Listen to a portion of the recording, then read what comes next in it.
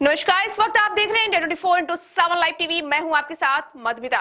मध्य प्रदेश, छत्तीसगढ़ और मिजोरम में वोट पड़ चुके हैं। अब राजस्थान और तेलंगाना में वोटिंग बाकी रह गई है। 23 नवंबर को राजस्थान और 30 नवंबर को तेलंगाना में वोटिंग होगी।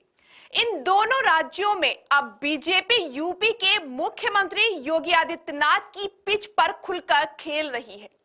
राजस्थान में बीजेपी का घोषणा पत्र देखकर ऐसा लग रहा है कि यहां बीजेपी अब योगी शरणम गच्छामि की मुद्रा में है। दूसरी ओर तेलंगाना की बात करें तो यहां भी केंद्रीय मंत्री किशन रेड्डी ने राज्य में सरकार बनने पर कानून व्यवस्था में सुधार के लिए यूपी की बुलडोजर सरकार बनाने का वादा किया है। रेड्डी का संदेश साफ है कि तेलंगाना में बीजेपी अब यूपी मॉडल के नाग वोट मांगेगी। राजस्थान में चुनाव पीएम मोदी के चेहरे पर लड़ा जा रहा है, लेकिन पार्टी की रणनीति यूपी मॉडल वाली है। राजस्थान के चुनाव घोषणा पत्र में एंटी रोमियो स्क्वाड बनाने की बात हो या सांसद में योगी बालकनाथ को माफ कीजिएगा, संसद में योगी बालकनाथ को विधानसभा चुनाव लड़ाकर मुख्यमंत्री बनाने की चर्चा हो। फिलहाल राजस्थान विधानसभा चुनाव योगीमय हो गया है। बाबा बालकनाथ भी गोरखनाथ संप्रदाय के ही योगी हैं। योगी आदित्यनाथ इनके चुनाव प्रचार के लिए पहुंचे भी थे। योगी ने अपने भाषण में खुलकर कहा था कि कन्हैया हत्याकांड अगर यूपी में हुआ होता तो आरोपियों के साथ कैसा सुलूक होता ये सभी जानते हैं। बाद में पीएम मोदी ने भी अपनी सभा में कन्हैया हत्याकांड के लिए राज्य सरकार को जिम्मेदार ठहराया। राज्य में सीएम योगी न सिर्फ बीजेपी के स्टार प्रचारक की लिस्ट में शामिल हैं, बल्कि ताबड़तोड़ रैलियां भी फिलिस्तीन और इजराइल की चर्चा कर माहौल को गर्म भी कर रहे हैं। केंद्रीय मंत्री किशन रेड्डी ने बुधवार को कहा कि अगर तेलंगाना में भाजपा की सरकार बनती है तो अपराधियों के खिलाफ सख्त कार्रवाई की जाएगी। उत्तर प्रदेश की बुलडोजर सरकार की चर्चा करते हुए किशन रेड्डी ने कहा कि तेलंगाना में अपराध को खत्म करने के लिए बीजेपी सरकार यूपी मॉडल को लागू करेगी। उन्होंने ये भी कहा कि राज्य में गरीब मुसलमानों की जमीनों पर अवैध व्यवसायिक कॉम्प्लेक्स और मैरिज हॉल बनाए गए हैं। अगर तेलंगाना में भाजपा की बुलडोजर सरकार बनती है तो यूपी सरकार की तर्ज पर अपराधियों के खिलाफ सख्त कार्रवाई होगी। तेलंगाना के बहुचर्चित विधायक टी राजा सिंह अक्सर अपने भाषणों में योगी के मॉडल की चर्चा करते रहते हैं। उन्होंने एक बार अपने स्टेट में ही नहीं बल्कि महाराष्ट्र के चीफ मिनिस्टर एकनाथ शिंदे को भी महाराष्ट्र में योगी सरकार की बुलडोजर नीति को अपनाने की सलाह दी थी। इजराइल के मुद्दे पर भी योगी ने जिस तरह यूपी में फिलिस्तीन समर्थकों पर एक्शन लिया, उसकी गूंज उठती रहती है। राजस्थान हो या मध्य प्रदेश या फिर छत्तीसगढ़ हो या फिर तेलंगाना, सभी राज्यों में मुकाबला नेक टू नेक है। किसी भी पार्टी के पक्ष में हवा नहीं चल रही है, ना ही किसी पार्टी के एंटी हवा चल रही है।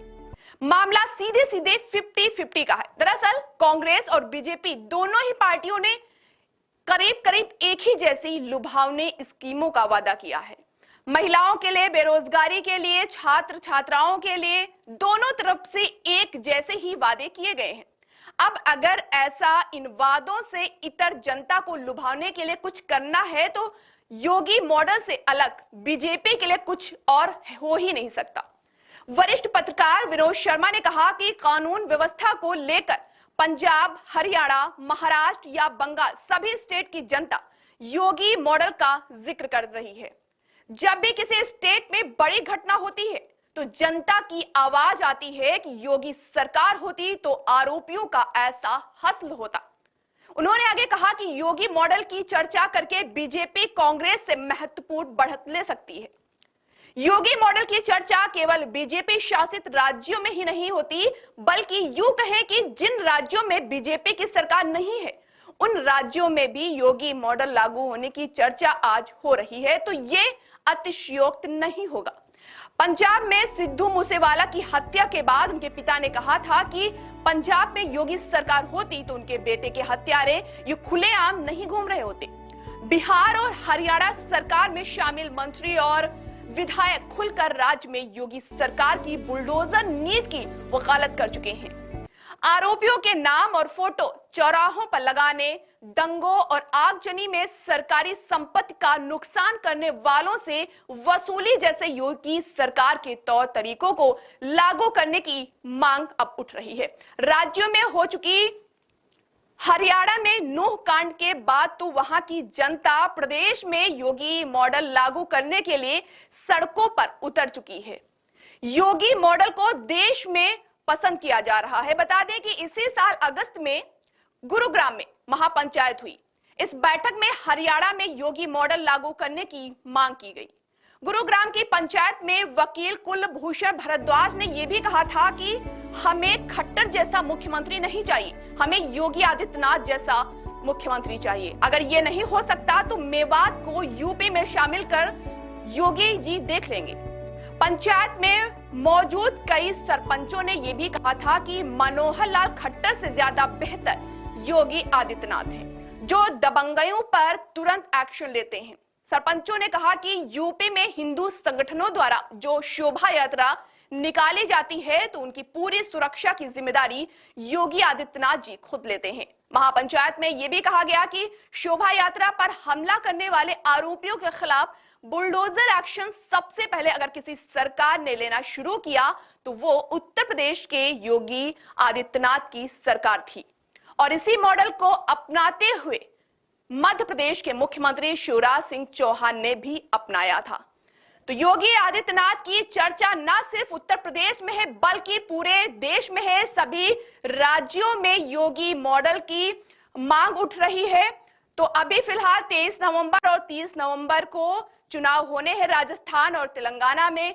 क्या योगी मॉडल बीजेपी के लिए एक यंत्र होगा या फिर आगे आने वाले समय में जो भी मॉडल यूज किया जा रहा है उस पर देखने वाली बात होगी कि ये कितना बड़ा एक शस्त्र साबित होगा। ऐसी तमाम बड़ी खबरों को देखने के लिए जुड़े